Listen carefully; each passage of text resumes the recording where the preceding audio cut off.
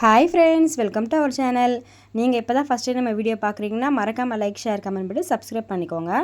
குயின்ஸ்லாண்டுக்கு நாங்கள் போன வீடியோ தான் நான் வந்துட்டு இதில் ஆட் பண்ணியிருக்கேன். வீடியோ ஃபுல்லாக பாருங்கள் மறக்காமல். இப்போ வாங்க வீடியோக்குள்ளே போகலாம்.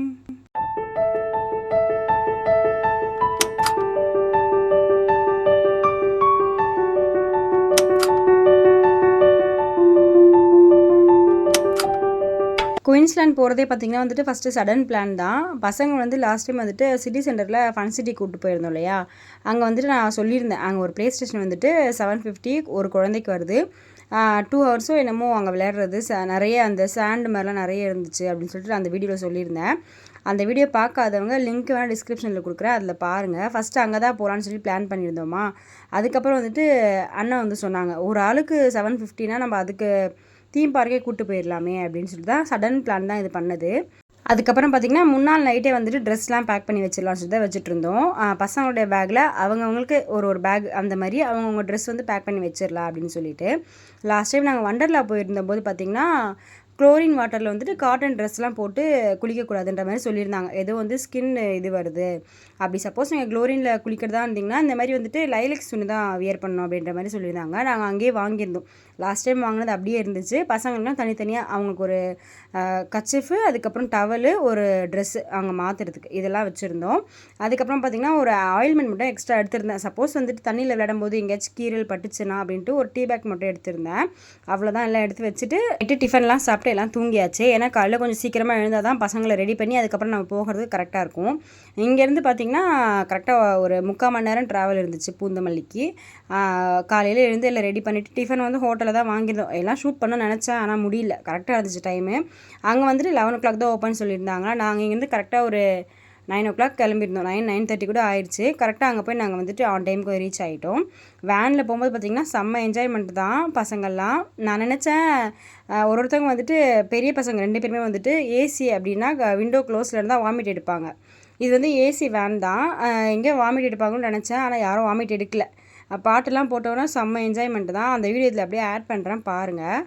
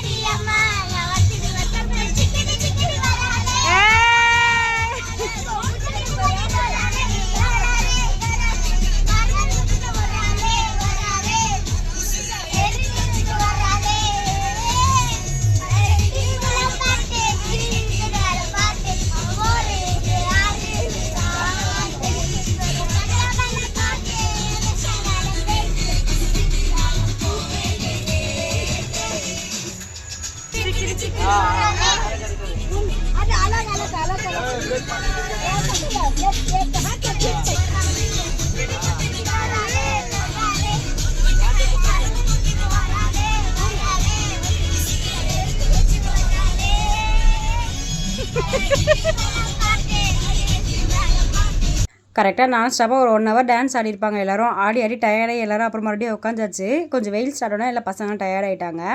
அதுக்கப்புறம் பார்த்திங்கன்னா கரெக்டாக அந்த குயின்ஸ்லாண்ட் வரும்போது வந்துருச்சுன்னு சொன்னால் மறுபடியும் எனர்ஜியாகி எல்லாம் ஒரே சவுண்டு போட ஆரம்பித்தாச்சு.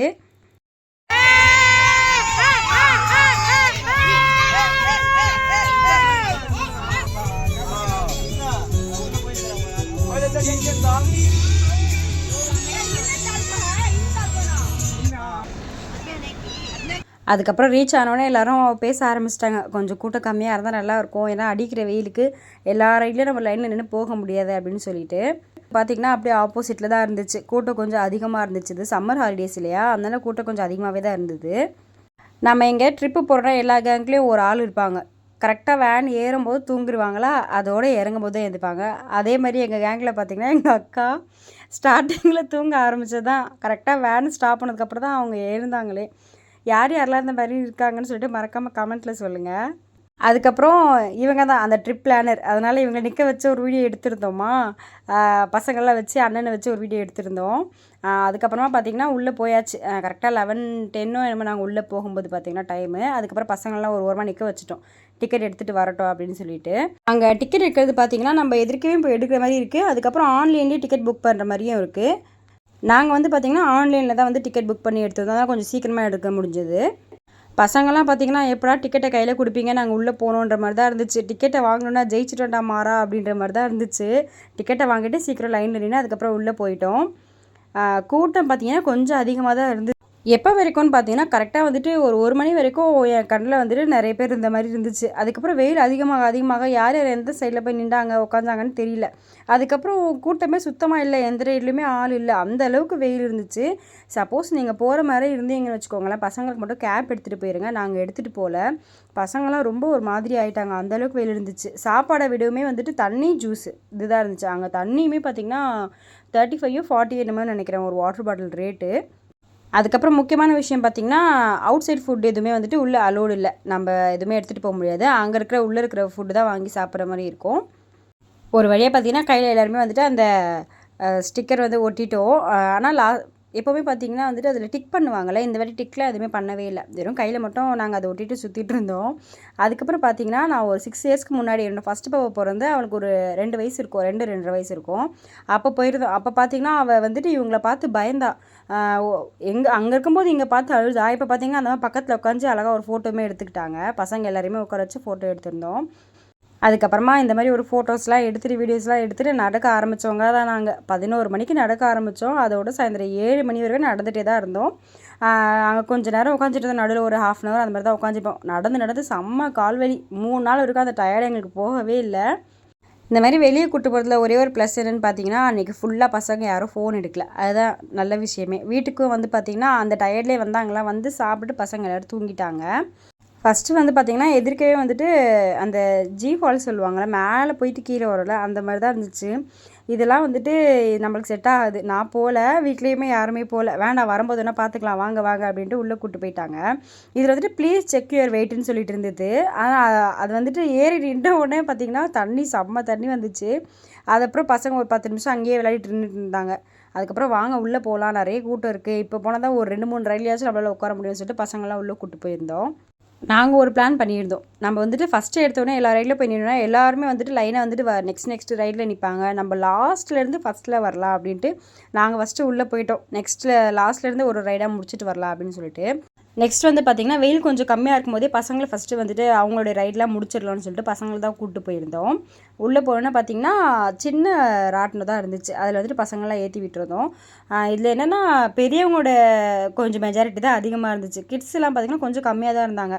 பசங்க ஒரு 50-60 பேர் தான் இருப்பாங்கன்னு நினைக்கிறேன். கிட்ஸ்லாம் கொஞ்சம் கம்மியாக தான் இருந்தாங்க. அதுக்கப்புறம் பசங்களாம் ஏற்றி விட்டு ரவுண்டு போயிட்டு வந்தாச்சு. நெக்ஸ்ட்டு பார்த்திங்கன்னா பக்கத்துலேயே வந்துட்டு அந்த ஹேங்கிங் கோஸ்டர் இருக்கும் இல்லையா, அதில் தான் போகலான்னு சொல்லிட்டு பிளான் பண்ணியிருந்தோம். எனக்கு ரொம்ப பிடிக்கும் அது. சரி போகலான்னு எப்படியும் ஒரு 1/2 அன் ஹவர் வெயிட் பண்ணியிருந்தோம் அதுக்கு. கரெக்டாக வந்துட்டு ஃபஸ்ட்டு 2 ஷிஃப்ட்டு முடிஞ்சுட்டு 3rd லைனில் நாங்கள் இருக்கிறோம். எங்கள் லைன் வந்து உட்கார போகிறதுக்கு முன்னாடி பார்த்திங்கன்னா அந்த பிரேக் ஒயர் வந்து கட் ஆகிருச்சு. அப்பா நல்லதாக போச்சு, நம்ம போயிருந்தோன்னா என்ன ஆகுறது அப்படின்ட்டு. ஃபஸ்ட்டு ரைடே இப்படி இருக்கேன்னு சொல்லிட்டு கொஞ்சம் இதுவாக தான் இருந்துச்சு. சரி வெயிட் பண்ணி பார்த்தோம். ரொம்ப நேரம் வெயிட் பண்ணோம். அவங்க ரெடி பண்ணிட்டு இருந்தாங்க. ஆனால் என்ன இதில் நல்ல விஷயம்னு பார்த்திங்கன்னா, அவங்க நோட் பண்ணிகிட்டே இருக்காங்க. அவங்க உட்காந்து ஒரு இது வரும்போதும் செக் பண்ணிகிட்டு இருக்காங்க. அதனால் வந்துட்டு பயப்பட வேண்டிய விஷயம் இல்லை. என்னென்னா அந்த பிரேக் மட்டும் கொஞ்சம் அதில் இல்லைன்னு சொல்லியிருந்தாங்க. அப்போ கூட நாங்கள் எங்கள் எல்லாருக்குமே ஷாக்கு. என்னடா இது ஃபஸ்ட்டு ரைடே இப்படி இருக்கே, இதில் போகலாமா வேணாமா அப்படின்னு சொல்லிட்டு அப்புறம் வெயிட் பண்ணோம். அப்புறம் அம்மா என்ன சொன்னாங்க, வேண்டாம் அவங்க நல்லா பொறுமையாக ரெடி பண்ணட்டும், எதுக்கு எல்லா லைனில் நின்று அவங்க ப்ரெஷர் பண்ணுறீங்கன்னு சொல்லிட்டு. அதுக்கப்புறம் நாங்கள் வந்தோடனே கொஞ்சமாக நிறைய பேர் வந்துட்டாங்க. ஒரு 2-3 பேர் மட்டும் இல்லை, ரெடி பண்ணால் தான் நாங்கள் உட்காந்துட்டு தான் போவோன்ற மாதிரி 2-3 பேர் நின்றுட்டு இருந்தாங்க. ஒரு பாதி பேர் நாங்கள் வரும்போது எங்கள் கூட சேர்ந்து வந்துட்டாங்க, வேண்டாம் நீங்கள் ரெடி பண்ணுங்க அப்படின்ட்டு. அதுக்கப்புறம் பார்த்திங்கன்னா இதில் தான் வந்திருந்தோம். இந்த ரைடில் பார்த்திங்கன்னா பசங்களாம் வந்து அந்த வயலின் அந்த மாதிரிலாம் இருந்துச்சா. அப்புறம் பெரியவங்க கப்பில் உட்காந்துருந்தாங்க. எங்களுக்கு இடமே இல்லை. அதுக்கப்புறம் பார்த்திங்கன்னா அங்கே வந்துட்டு குட்டி குட்டி சேர் மாதிரி இருந்துச்சு. அங்கே தான் உட்காந்துட்டு அந்த ஒரு ரைடு தான் போனோம். அதுக்கப்புறம் மறுபடியும் பசங்களை தான் கூப்பிட்டு போயிருந்தோம். பசங்களோட ரைடு எல்லாமே நிறைய இருந்துச்சு. இன்னொரு முக்கியமான விஷயம் என்னென்னா பக்கத்தில் இருந்துச்சு. ஒரு ரைடு முடிச்சு இன்னொரு ரைடு போகிற மாதிரி நல்லா தான் இருந்துச்சு. நெக்ஸ்ட் வந்து பார்த்திங்கன்னா அதுக்கும் பக்கத்துலேயே தான் வந்து ட்ரெயின் இருந்துச்சு. பசங்கள்லாம் ட்ரெயினில் தான் வச்சுருந்தோம். போயிட்டு பார்த்திங்கன்னா ட்ரெயின் டேர்ன் பண்ணி அந்த லாஸ்ட் போயிட்டு வந்துச்சு. நான் நினச்சேன் இப்படி போயிட்டு இங்கேயே கட் பண்ணிட்டு வரோன்னா போதும் அதுக்கப்புறம் ட்ரெயினே கண்ணுக்கு தெரியல, என்னடா இது பசங்களை மட்டும் தனியாக அமைச்சு வச்சுட்டோமே அப்படின்னு சொல்லிட்டு அப்புறம் டேர்ன் பண்ணிட்டு இந்த சைடு வந்துச்சு. இது ஒரு 2-3 ரைடு நல்லா இருந்துச்சு, பசங்க என்ஜாய் பண்ணாங்க. அதான் எப்படின்னா வெயில் ஸ்டார்ட் ஆகிறதுக்கு முன்னாடி இருக்கும் கொஞ்சம் ஓகேவாக தான் இருந்தாங்க. அதுக்கப்புறம் வந்து பசங்களாலையுமே முடியல, எப்படா வீட்டுக்கு போகலாம் அப்படின்ற மாதிரி ஆயாச்சு. நெக்ஸ்ட் வந்துட்டு இந்த ரைடுமே முடிச்சுட்டு பார்த்திங்கன்னா பக்கத்துலேயே வந்துட்டு அந்த ட்ராம்ப்ளின் மாதிரி தான் இருந்துச்சு, சின்னதானா பால் போட்டிருந்தாங்க உள்ளே. ஆனால் உள்ளே வந்துட்டு ஜம்ப் பண்ணுற மாதிரி தான் இருந்துச்சு. ஆனால் நான் வந்துட்டு அதை அனுப்பலை, வேண்டாம் பசங்களுக்கு கால்கிளிங்க சுளுக்கு பிடிச்சிக்கணும்னு சொல்லிட்டு வேண்டான்னு சொல்லிட்டோம். அதுக்கு பக்கத்தில் பார்த்திங்கன்னா அதுமாரி இந்த கார் ரைடு இருந்துச்சு. யார் யாருக்கெல்லாம் இந்த கார் ட்ரைவ் பண்ணுறது ரொம்ப பிடிக்கும்னு சொல்லுங்கள். நான் எப்போவுமே குயின்ஸ்லாண்டு கிஷ்கிந்தா எங்கே போனாலுமே வந்துட்டு இந்த காரை மட்டும் மிஸ் பண்ண மாட்டேன், எனக்கு அவ்வளோ பிடிக்கும். நான் அப்புறம் இவங்க ஒரு கார் போயிருந்தோம், அம்மா அப்பா அப்புறம் நெக்ஸ்ட்டு அண்ணன் அண்ணி எல்லோரும் வந்துட்டு ஒரு கார் போயிருந்தோம். செம்ம ஃபன்னாக இருந்துச்சு. நாங்கள்லாம் போயிட்டு வந்ததுக்கப்புறம் பார்த்திங்கன்னா நெக்ஸ்ட் வந்துட்டு அக்காவும் மாமாவும் அவங்க ஒரு ரைடு போயிருந்தாங்களா, அவங்கள உட்கார வச்சுட்டு நாங்கள் வெயிட் பண்ணிகிட்டு இருந்தோம். நாங்கள் 2 ரைடு போனது பார்த்திங்கன்னா பசங்களாம் சொல்ல ஆரம்பிச்சிட்டாங்க, எங்களுக்காக வந்தீங்களா இல்லை நீங்கள் உங்களுக்காக வந்தீங்களா, எங்களை நிற்க வச்சுட்டு நீங்களாம் ஒரு ரைடாக போயிட்டுருக்கீங்களே, எங்களை கூப்பிட்டு போங்க நெக்ஸ்ட் ரைடு அப்படின்னு சொல்லிட்டு.